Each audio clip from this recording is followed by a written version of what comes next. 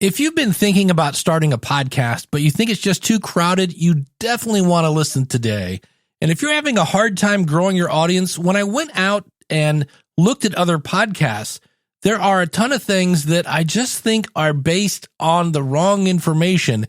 And so today, I'm here to share the information, in many cases directly from Apple, to help you grow your show. Hit it, ladies. The School of Podcasting with Dave Jackson. Podcasting since 2005. I am your award-winning Hall of Fame podcast coach, Dave Jackson. Thanking you so much for tuning in. If you're new to the show, I'm so glad you are here. This is where I help you plan, launch, and grow your podcast. If you want to monetize, I can help with that as well. My website is schoolofpodcasting.com. Now, if you throw on a /listener to the end of that address, that'll save you 20% on either a monthly or yearly subscription. And I don't know about you, but I have my little bubble of podcasts that I listen to, and about 80 to 90% of those are podcasts about podcasting. And I happened to stumble across a book called The 6 Habits of Growth by Brendon Burchard. It's on Audible, and it dawned on me. I was like, I used to read self-help books a lot, and this one was pretty good. It's also a fairly thinly veiled commercial for his app, but nonetheless, there's some things in there that really got me thinking. And if you're new to the show, if you can get me thinking, yeah, I'm in for it. So I actually went looking. I was like, I'm sure there's got to be some sort of like the Motivational Minute or some sort of podcast that's just kind of get out there and win one for the Gipper, will you? Now get out there. And I couldn't find one. I found, and I'm not throwing shade on anybody here. You do your podcast. I found some people who would do like a 20-minute show here, 20-minute show there. And then on Thursdays, it's 5 minutes. And I get that. That's fine. It's a way to keep your brand in front of people. I'm not saying that's wrong. I'm just saying I was looking for something that was like daily and like 2 minutes. And I wasn't looking for just anything like, let's say, again, maybe self-development, something like that. It'd be like, hey, on today's Motivational Minute, did you know that there are 5 great reasons to start journaling today? Things like increased self-awareness. You're holding up a mirror to yourself. Reduce stress and anxiety. So journaling can be an effective tool for managing your stress. Improved mental clarity, because you have to kind of figure out what you're going to put down when you're writing your journal. Increase creativity, because it can help stimulate your brain as you're doing this. And of course, an enhanced memory, because you're writing everything down. My favorite, journal is Day One, available on Mac and on the web. Thanks for tuning in, blah, blah, blah. I don't know if that was 2 minutes or not, but that's what I was looking for. And so I thought, surely there has to be a podcast like this. Did you know that a study shows that if you do such and such and blah, blah, blah, win one for the Gipper? And couldn't find it. And then what I did find, I was like, oh, this is an episode waiting to happen. And I did find 10-minute shows. I found 5-minute shows. I found 30-minute shows. I found people that were way high key. Hey, I'm here to motivate you. Get out there. I'm going to scream at you until you do something. And then I found other people that were very much trying to connect with you. And again, different strokes for different folks. But I couldn't find a super short one. So that's not what we're here to talk about. If you know of one, send it my way. But I found some things and I wanted to share them with you. And one of the things that a key thing that I want you to take away from this is, if you are convinced of something, please be open to hearing something else. Because I found some things in researching this, because I thought I was going to just spew all this stuff off the top of my head. And then I thought, well, let's do a little research on this. And I was like, oh, well, that's changed since the last time I looked at that. So always be open for new input. So the first thing I want to talk about is, if you've ever thought of doing a podcast and you searched your topic and you saw a whole bunch of podcasts doing your type of stuff. Now, you can get overwhelmed because you'll see that there are, according to podcastindex.org, 4,088,299 shows as I record this on April 30th, 2023. And right now, 13% of those, better known as 523,942, of those shows have put out an episode in the last 90 days. And if you're like, wow, yeah, that's quite the dip. But here's the thing. If you're doing a show once a quarter, basically, I don't count you as active.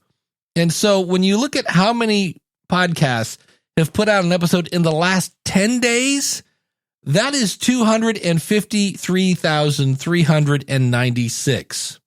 That is only 6.2%. And this is what I ran into, thanks to our good friends at Spotify for Podcasters, is I would go in and I'd see a show and it'd be like motivational, blah, blah, blah. And I'd be like, oh, that looks like what I want. And I'd click on it and there'd be one, maybe two episodes. And the first one was like, is it working? I don't know. It's blinking. Yeah, test. Okay. Yeah, that wasn't very motivational. So then there were some that I would click on and I'd be like, okay, cool. There's a bunch of episodes here. Oh, wait, bummer. They quit podcasting in 2020 or 2021 is actually, I saw that a lot. 2021. Hey, the pandemic's over. We're done. And so I say that if you're like, there are so many podcasts on my subject, maybe not. I'm going to say there's a good chance 94% of those are dead and you can step in. So keep that in mind. If you're like, oh, there's so many shows about just because you see a bunch of titles doesn't mean there's anything in there to really worry about. Yeah. The other thing I saw was some absolutely horrendous artwork. And let's think about what an artwork is supposed to do. Number one, it should stop them from scrolling through the other shows, right? They're scrolling along and everybody's got a giant picture of a microphone, maybe a picture of themselves, whatever it is. And I was studying YouTube thumbnails. And in a way, you could say your artwork for your podcast is kind of your thumbnail for your show. And I saw this from a bunch of different YouTube kind of gurus. And they said your thumbnail should kind of explain what the episode, or in our case, the show, is about without words. It should be obvious. And so many times we throw a microphone on our artwork because, it's a podcast, which is funny because when I go and look at movie posters, they don't always have a picture of a camera. And you don't need the microphone. We know it's a podcast. You also don't need to put the word podcast because I'm looking in an app that's surrounded for and made for podcasts. So what I would say for your artwork name is make the name ginormous, and whatever the artwork is, it should explain without your tagline what the show is about.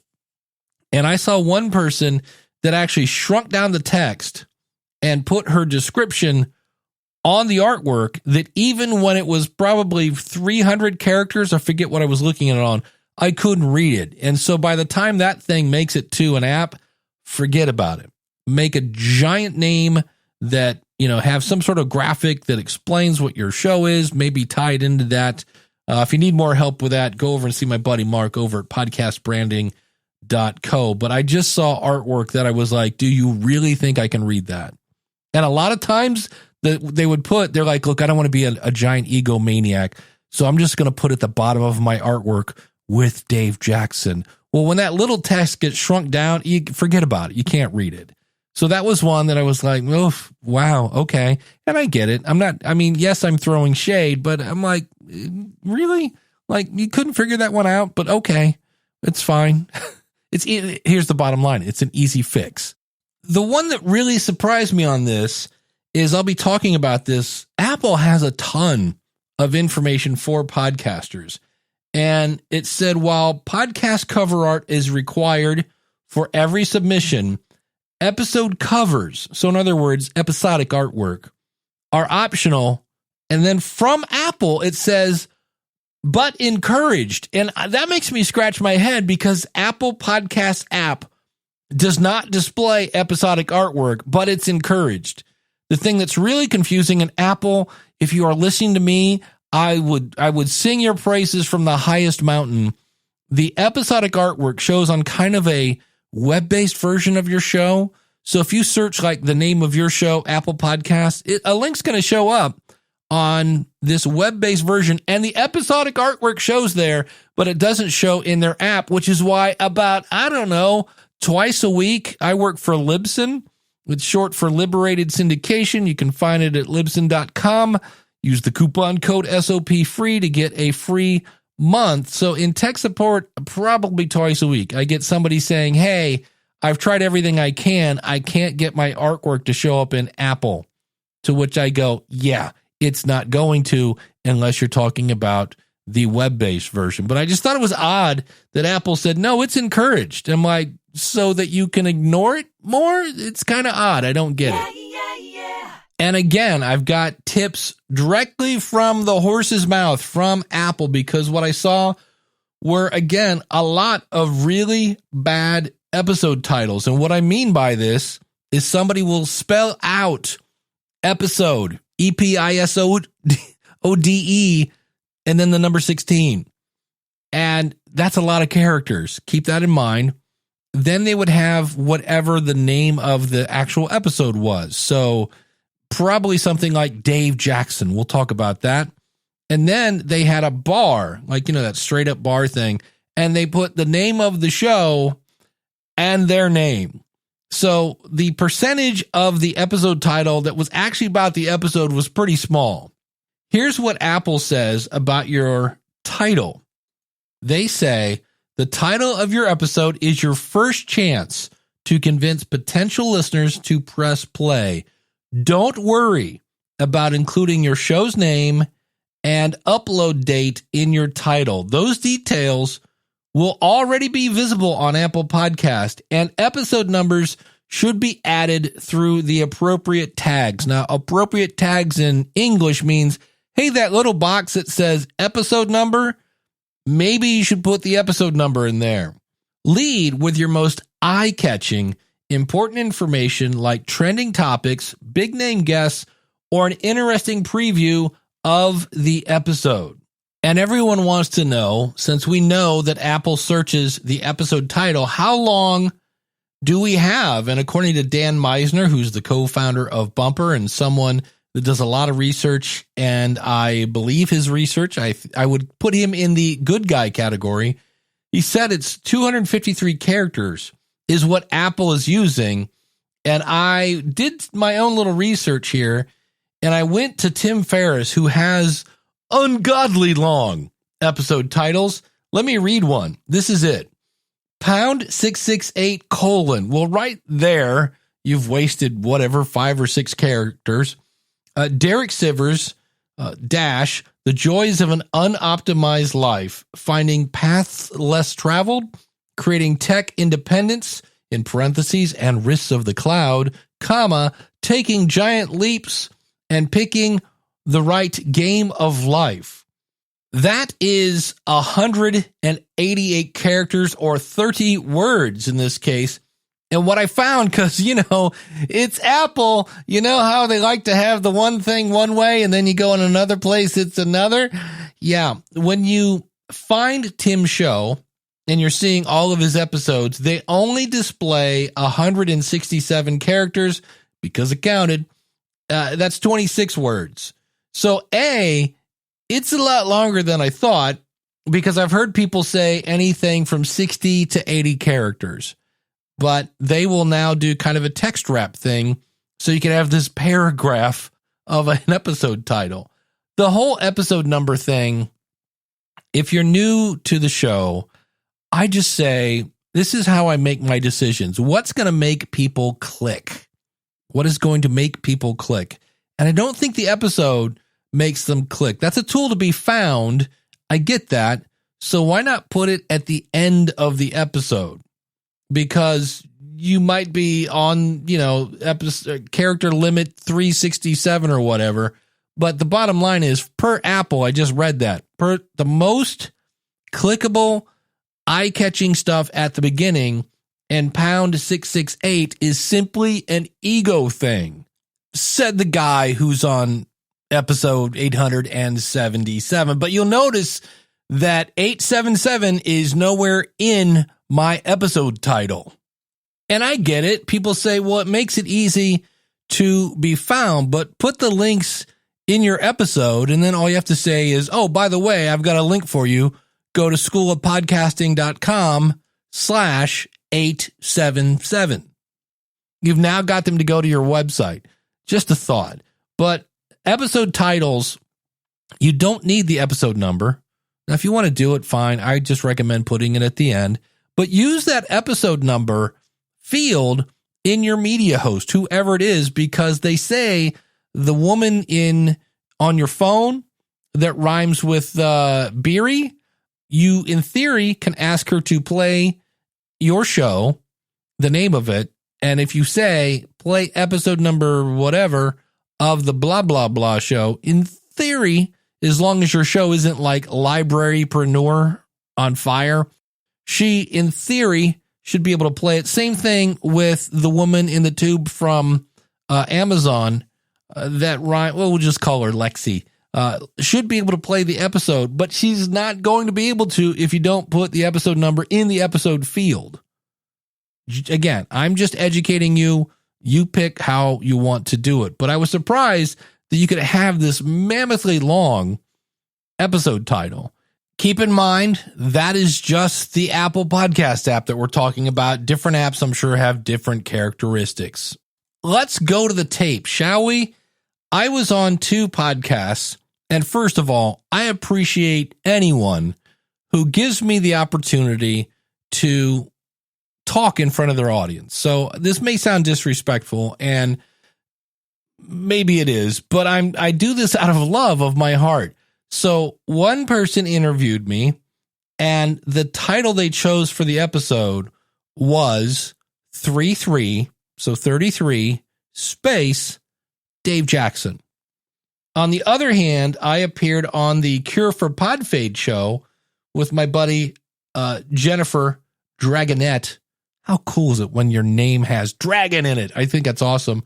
Also a member of the School of Podcasting, I should add. And here is her title for when I appeared on her show. I was on episode 60, Beating Podcast Burnout with Dave Jackson, Setting Real Expectations, Part 1.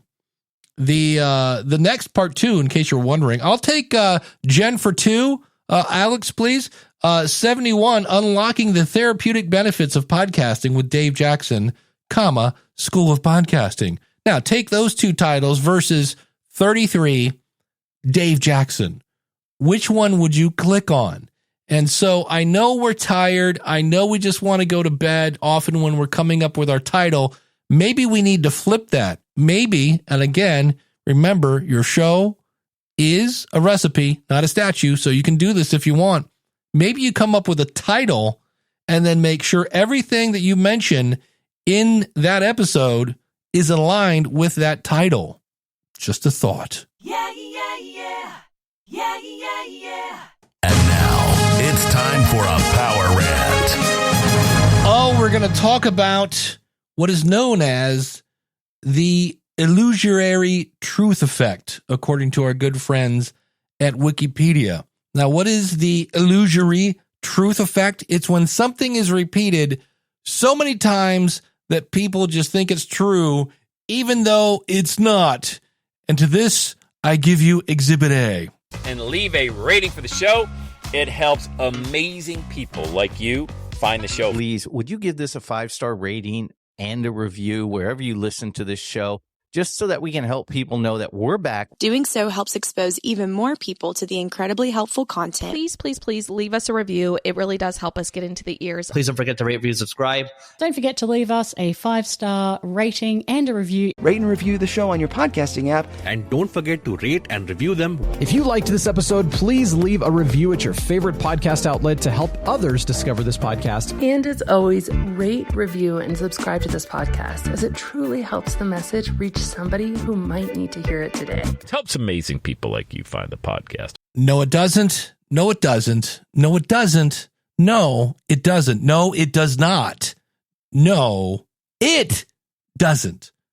See, I'm doing that whole repeat it until people believe it's true. I think my favorite, if I had to pick one, was this one. Please don't forget to rate, review, subscribe. I mean, did you have to take your kids to soccer, or what was the rush on that? Holy cow. No, in fact, let's go to the Apple page, and I'll have a link to this out at schoolofpodcasting.com/878. And it says, and I quote from Apple, although ratings, reviews, and shares also help indicate a podcast's newness, popularity, and quality, they are not factored into the algorithm that determines the rankings for top shows and top episodes, which I believe I am safe in saying it does not help you get found. Apple says, going back to quoting them, in other words, they may not help people find a podcast on their own. There you go. From there, like the horse's mouth. What do? But they influence whether people will listen or follow. I don't know about that. Okay, if you say so. And those factors influence the charts. Wait, let's back that up. What influences the charts? Listen and follow.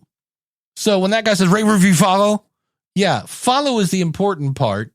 But this is what they say. Listening, when listeners are engaged with episodes, it's an indicator of content popularity. In other words, somebody click play, follows. When a listener follows a show to receive new episodes, that's an indicator that it's good content. And completion rate. Oh, that's the one we hate.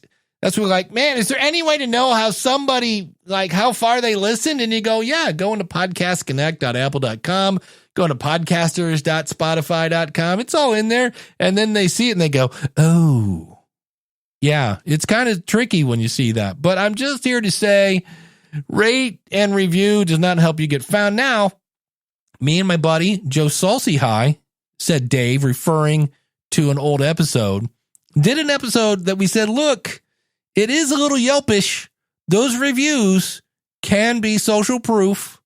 And in that aspect, it's important. So I'm not completely blowing off ratings and reviews.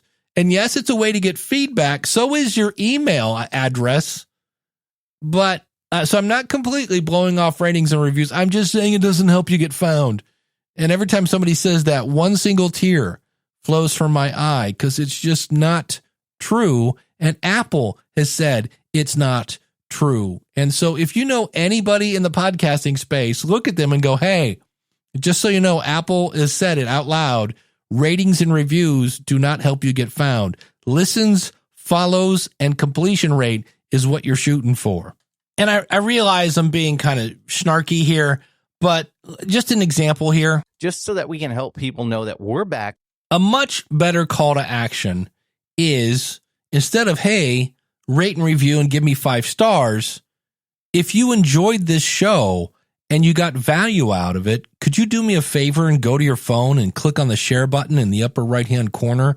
Boy, that would just mean the world to me. And your friend's going to think you're really cool because you turned them on to this really cool podcast. Thanks so much.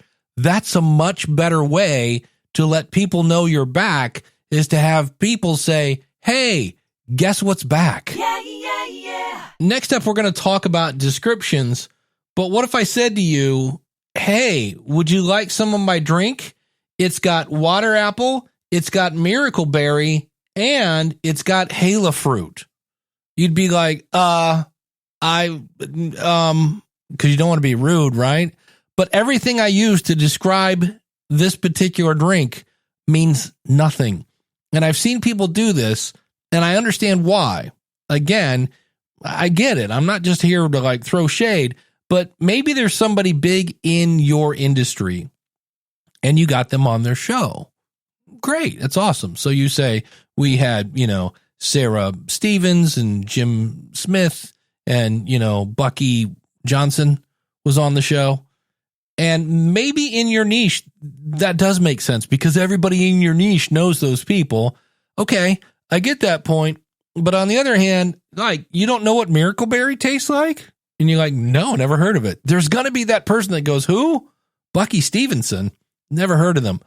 And instead, this is what Apple says about your description. And I agree with this. Your description should tell listeners what kind of content you talk about and explain how people can benefit from listening. That is the shortest, most precise description of a description that I go, yep, that's it. And I see a lot of people go into how the sausage was made, like, oh, we do this and blah, blah, blah. And you're like, really, how am I going to benefit it? What's in it for me? They continue on. If you need a little help, think about how you can convey the problem you are trying to solve in a way that convinces listeners they should care. Man, is that good. I'm going to read the whole thing again. You ready? I wish I could hand you a piece of paper. We could all read it together. Your description should tell listeners what kind of content you talk about and explain how people can benefit from listening. If you need a little help, think about how you can convey the problem you're trying to solve in a way that convinces listeners they should care. Because people make decisions based on emotions. Now, before you go labeling me a sexist pig, this is true. My mom bought a car back when she was a impressionable young female person because it was cute.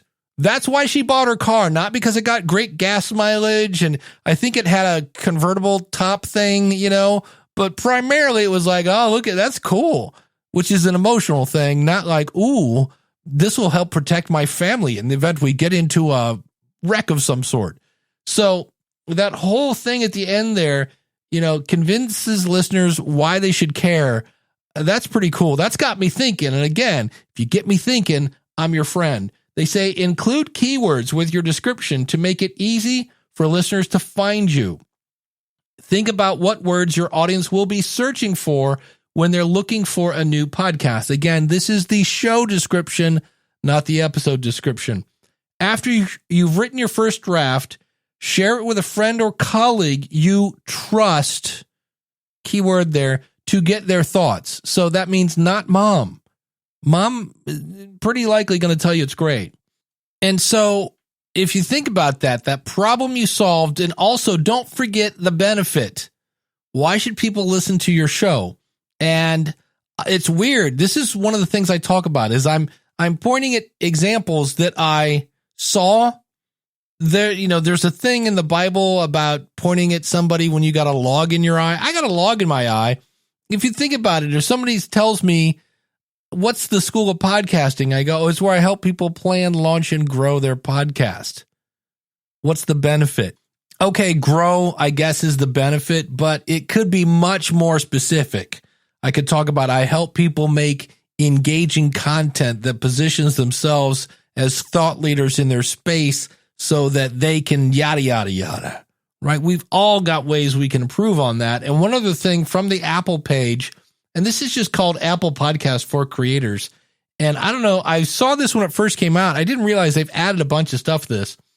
They talk about a tagline. Now, in some cases, this is something, if you have a show and you really like your name, but it needs a twist to really make sure people understand what it's about. And so that's usually how I view a tagline. It's like, well, the tagline from my book. I have a book, Profit From Your Podcast. That's available, by the way, at, you guessed it, profitfromyourpodcast.com. But my tagline is proven strategies to turn listeners into a livelihood. So it helps explain what the book is about, but theirs is a little different. They say, now that you've got a description, try condensing it down to a tagline, which is a short, catchy way to let people know why they should listen to your show. If you were a guest on another podcast, what's the one line you can say that perfectly sums up your show? What would you say that would get people to listen? Remember, sometimes less is more. Yeah, and again, we love to talk about how the sausage is made. I don't know what is up with that, but we do. I think because it's a lot of work, and we want to let people know all the work we've put into it. So here are some examples. This is being, and I'm going to say Bumo, B-U-M-O, and here's their tagline, a podcast that modern parent, I read that wrong.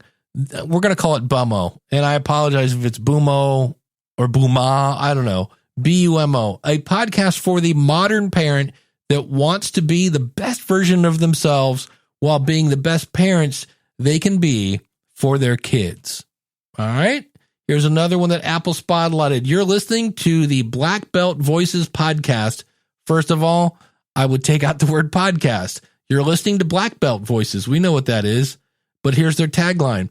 Propagating the richness of Black Southern culture by telling stories from and about Black folks down South. One more. You're listening to the Song Exploder, where musicians take apart their songs and, piece by piece, tell the story of how they were made. My name is something I can't pronounce. I'm going to try it. Harikish Hirwe. That is probably wrong, but that's a tagline that Apple was like, yep, that's a good one. Yeah. I am going to throw in a pet peeve, because as I was going around, in some cases, sure, I can click and play and listen on your website and make that pretty easy to find. Some of these because I went to Google. I was like, well, I didn't find anything in Apple. I didn't find anything in Cast-O-Matic and all these other apps. I went to Listen Notes because Listen Notes has a pretty good search engine. Wasn't really finding that one show I was looking for. But I went to Google, and when I went to people's websites, this is another one I think, well, I know for a fact, myself included, that we work so hard on it that we miss the giant things right in front of us. But there's one that really drives me nuts. And that is, why can't I download an episode? Like, I know I can click and listen, but I want to download it and then listen to it on my computer so I don't have to have maybe a browser open. Maybe it's another Chrome tab and I've already got 4 million tabs open and I want to, I'm like, what's the downside of letting me download an episode? And you might say, well, maybe you'll click subscribe instead. And I'm like, yeah, okay. But for me, if you remember the mall, there used to be a guy out front of the food court that would give you a piece of chicken so that you could then go buy the whole thing. I want to taste the chicken before I buy it. If I download it from your website, it still counts as a download, just for the record, if that's what you're thinking. So let's summarize this a little bit. Number one, if you've been thinking about starting a podcast but thought it was way too many shows out there, maybe not. A lot of those are dead. Only 6% of the 4 million podcasts that are listed in the podcast index have put out an episode in the last 10 days. Number two, ratings and reviews do not help you get found. Number three, put some thought into those episode titles, because if you think about it, I mentioned the artwork with a big giant name.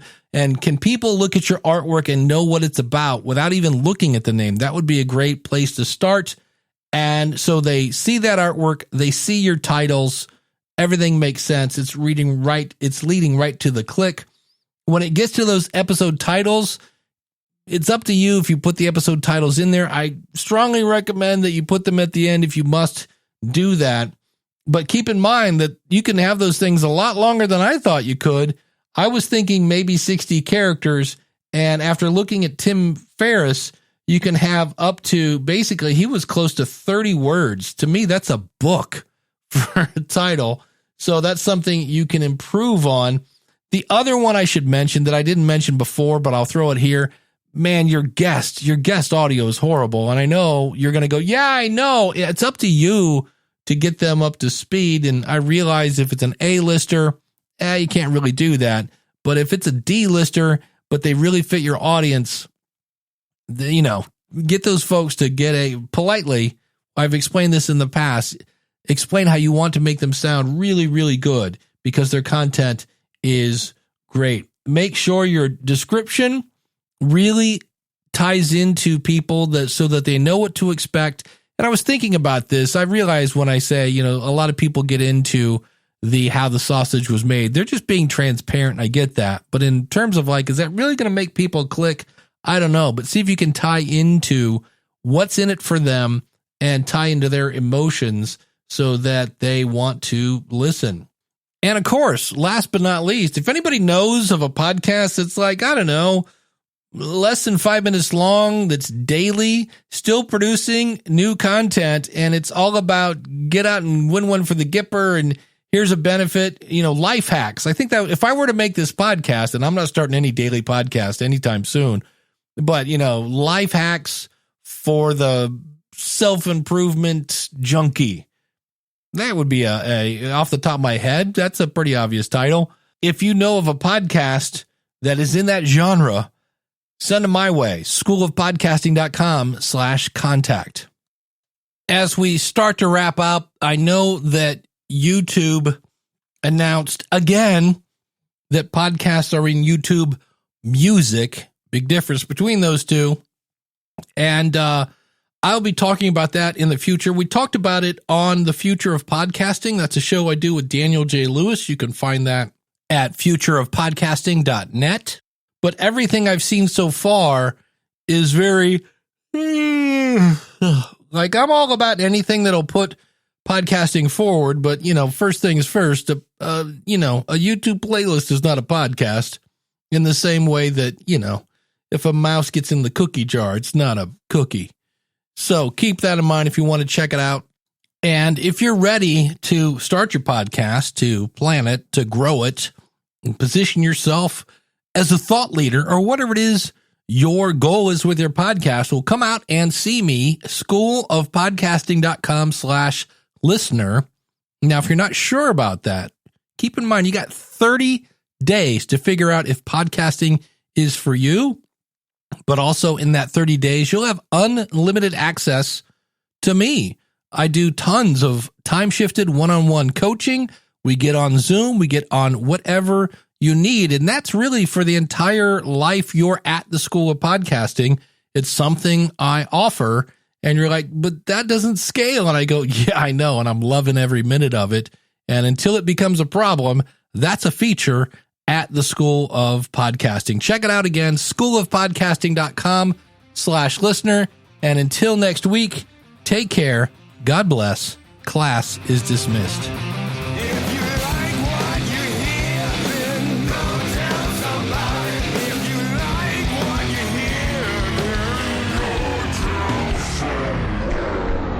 Well, my tagline for my book, right? My book is called Profit from Your Podcast, and then colon, and then it's got a tagline, turn your listeners into livelihood, yada, yada, proven strategies, yada, whatever it is. I should know that. Forgot to mention this. Hey, ladies, there is a podcasting conference made just for you. Check it out, shepodcast.com. And to me, the let me taste your chicken is A, the world's worst pickup line, and B,